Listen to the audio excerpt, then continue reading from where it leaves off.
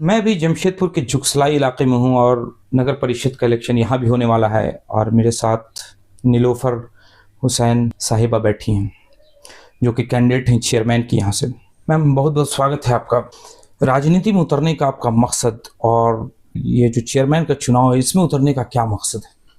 मकसद बिल्कुल क्लियर है, विजन मेरा बहुत क्लियर है। मैंने सबको बता रखा है, आप लोग जानते हैं, पहले से जो लोग मुझे जानते हैं, मेरी वीडियोस फॉलो कर रहे हैं, उनको पता है कि मैं किसी भी पॉलिटिकल बैकग्राउंड से नहीं हूँ और मुझे पॉलिटिक्स नहीं करना है। तो मकसद सिर्फ और सिर्फ जनता की सेवा करना है और आप लोगों के लिए उतरी हूँ, लोगों के लिए उतरी हूँ, तो लोगों की सेवा करती रहूँगी बस।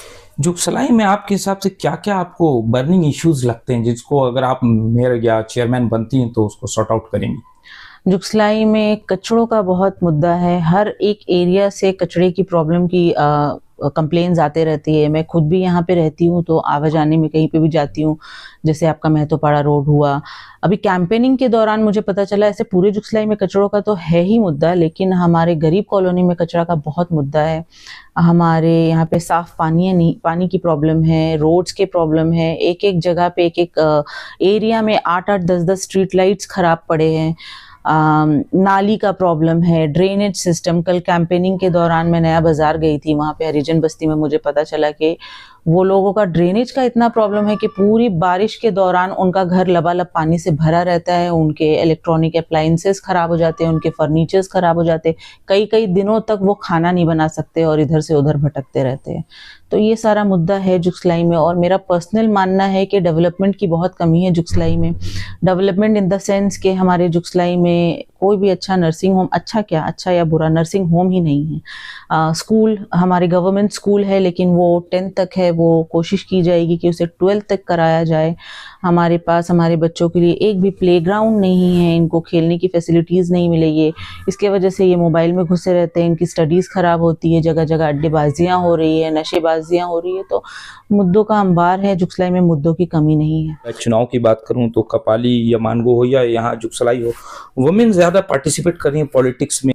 तो आपको क्या लगता है नज़दीक फ्यूचर में कोई बड़ा बदलाव होगा इन इलाकों में? बिल्कुल होगा। अगर सरकार ने ये फैसला लिया है कि इस सीट को घोषित कर दिया है महिला के लिए, तो सरकार ने भी ये सोच समझ के फैसला लिया है। क्योंकि आज हम लोग जब विमेन एम्पावरमेंट की बात करते हैं तो हमारी महिलाएं, जो हमारी फीमेल्स है, वो कहाँ तक नहीं पहुंच गई है आप बताइए। चांद तक हम पहुंच गए हैं। तो इनको भी ये लगा होगा कि ये जो छोटी छोटी मुद्दाएं हैं नगर की, अलग अलग नगर्स की, ये एक फीमेल ही सॉल्व कर सकती है। तभी सरकार ने इतना बड़ा फैसला लिया।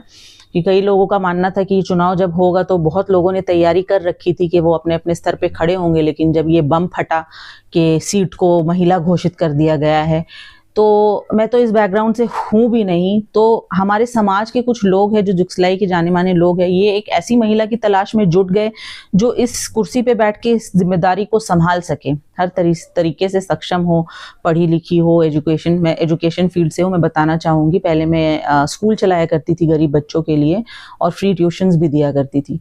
तो इन लोगों को पता था, लोकल्स जो है वो जानते थे मेरे बारे में। तो इन लोगों ने मुझे बोला कि आपको बिल्कुल इस चीज़ के लिए खड़ा होना चाहिए क्योंकि आप ही हर तरीके से परफेक्ट है और हम लोगों को कोई ऐसा कैंडिडेट हमारी नज़र में नहीं है जो अध्यक्ष पद के लिए जिसको हम लोग खड़ा कराएं।